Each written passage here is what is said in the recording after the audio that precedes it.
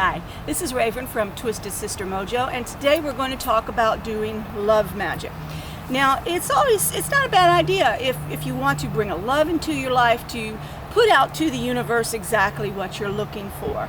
There's many different things you can do to help attract a lover.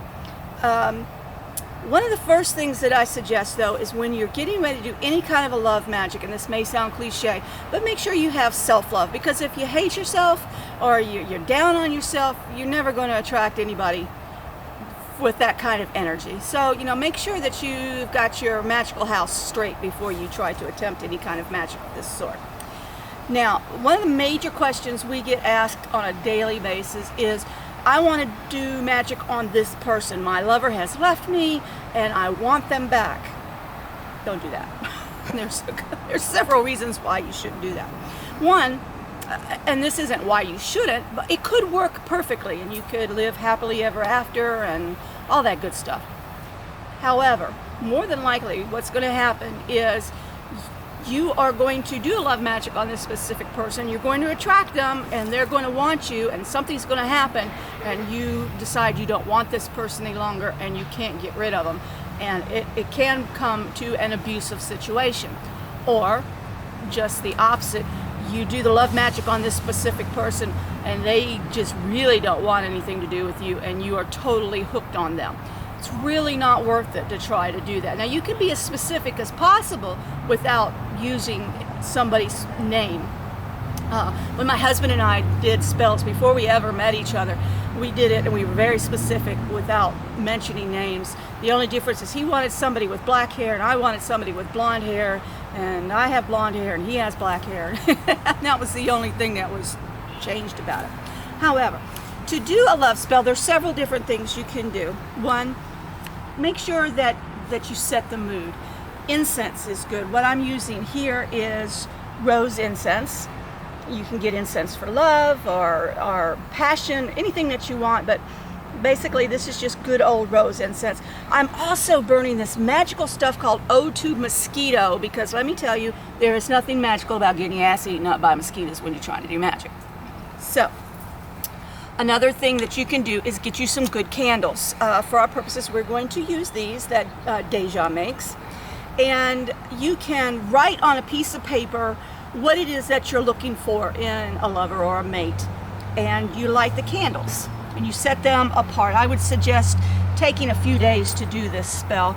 You set them a good distance apart, have the paper between you, and then every day you move them a little closer and a little closer and a little closer until finally they're touching. Now, you can do that all in one day if you want to. I usually like to do things in threes, so I suggest, if you start on Monday, you get finished with it Wednesday. You start on a Wednesday, you get done with it Friday. But doing it in threes is good. Another thing, ladies, if you're trying to attract that special someone in your life for that deep romantic type of love, then I would try one of the Seder candles. Deja also does these. You can again write what you want on a piece of paper and then burn this down. You can also do something, inscribe runes on candles with like a I think this is a 7-knob candle. You can inscribe a different rune for love on each candle and burn it down. Now, this would take 7 days, but you would burn it down one knob at a time until you reach your end goal. Another thing that we like to use is Love Potion number 13, which is made by a friend of ours. Really good stuff. She made these for sailors who couldn't take incense on ships. Smells real good. And you can squirt your stuff with that. And you can also wear it, which keeps the spell going. Other things that are good, rose quartz. Rose quartz is always good. Now, this is a stone for love, but it's also a stone for self-love. And you can get it at almost any magical shop that you go to. Hell, I even think Michael's sells stones now. You can use rose quartz along with your spell, put your candles around it. You can make a nice incense with rose petals and jasmine. Coltsfoot is good. I like to use lavender. Now, I would suggest putting them in a sachet, because if you burn these things, they don't smell good when you burn them. If you burn, cook oil, that's a different thing. It's going to have smells to it. But when you burn herbs, it smells like burning grass. So what I suggest is putting it in a sachet, keep it in your pocket, put it under your bed, put it in a drawer, whatever you want to do with it.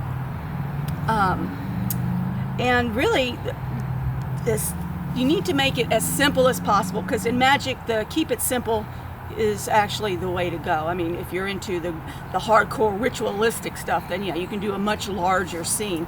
But just something easy that takes 15 minutes to do, get prepared for. You don't need a lot of ingredients. Anything that you have really will do. Everybody's got candles, and they don't have to be red. That's just a thing that you need to know. If you don't have a red candle, a white one will do. If you only have black, then instead of attracting love, banish loneliness. And there's always a way to get around it. And this is Raven, again, from Twisted Sister Mojo, and I look forward to seeing you again.